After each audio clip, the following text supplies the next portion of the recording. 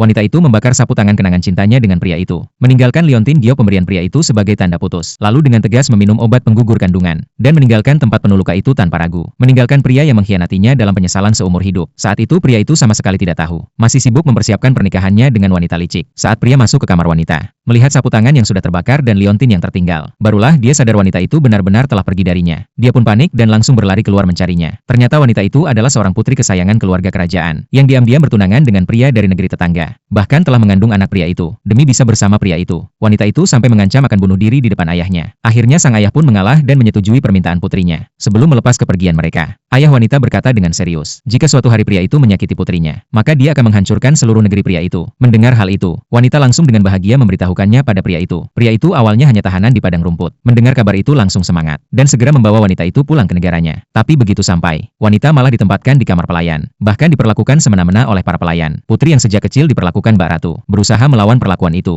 Tapi saat melihat liontin Giok, dia teringat janji pria itu sebelumnya. Katanya hidup mereka belum stabil, maka dia hanya bisa menempatkannya di tempat sederhana untuk sementara. Nanti kalau hidup sudah membaik, akan menjemputnya kembali. Karena cinta, wanita itu memutuskan untuk bertahan. Suatu hari saat mengambil teh, dia tak sengaja mendengar bahwa kaisar telah menjodohkan pria itu dengan putri Perdana Menteri, yang lebih menyakitkan. Pria itu langsung menyetujuinya. Saat wanita bertanya dengan sedih, pria itu buru-buru menjelaskan, ini hanya taktik sementara, demi menyelamatkan diri dari hukuman kaisar, karena mereka baru kembali ke ibu kota. Pria itu meyakinkan bahwa pernikahan masih lama, dan dia akan mencari cara untuk membatalkannya. Wanita percaya dan kembali ke pavilion kecil. Tapi karena tak membawa teh, para pelayan hendak menghukumnya. Wanita itu masih bingung. Tiba-tiba wanita licik datang. Karena wanita itu tidak memberi salam, wanita licik langsung menyuruh pelayan menghukumnya. Wanita itu berusaha menjelaskan, tapi malah semakin dipukuli. Dia pikir pria itu akan datang menolong. Tapi saat pria itu melihat wanita licik, dia malah panik. Bahkan pelayan wanita licik berani memarahinya. Pria itu malah ikut-ikutan menyebut wanita itu hanya pelayan rendahan, tidak pantas dibandingkan dengan wanita licik. Wanita itu terkejut. Dirinya yang dulu diperjuangkan mati-matian, kini malah disebut hanya pelayan. Belum sempat bicara, dia sudah ditendang hingga terjatuh. Lalu perutnya mulai sakit luar biasa, hingga akhirnya pingsan. Wanita licik melihat wanita itu hamil, lalu menyuruh pelayan membawa obat penggugur kandungan, dan memaksa pria itu untuk memberikannya. Katanya cukup diminum 3 kali, anak di dalam kandungan akan gugur. Dia bahkan mengancam, kalau pria itu tak menuruti, maka pertunangan mereka akan dibatalkan, demi masa depannya menjadi putra mahkota. Pria itu akhirnya menyerah,